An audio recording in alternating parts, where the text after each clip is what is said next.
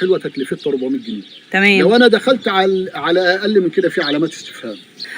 لو انا مثلا نازله عايزه اجيب لحمه كويسه، يعني اعرف منين اللحمه دي كويسه ولا اللحمه دي مش كويسه؟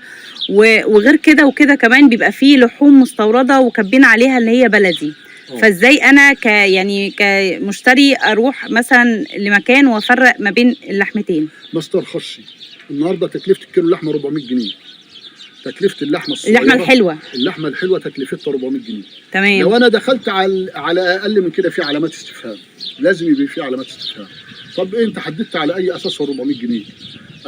اساس يعني دي حسبه بسيطه. النهارده البورصه العالميه بتقول ان العجل النهارده المستورد يخش مصر ب 190 جنيه صاحي قايم حي.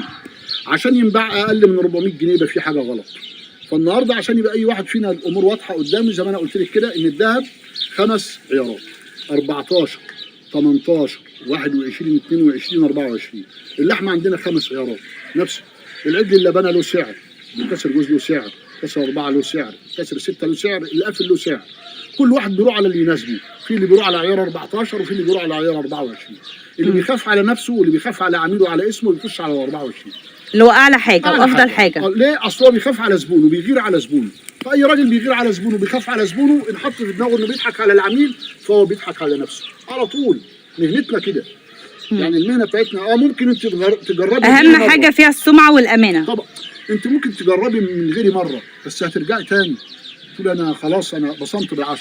مش كلام بقى، فعل. الفعل اللي هيلاقيه واقع قدامه.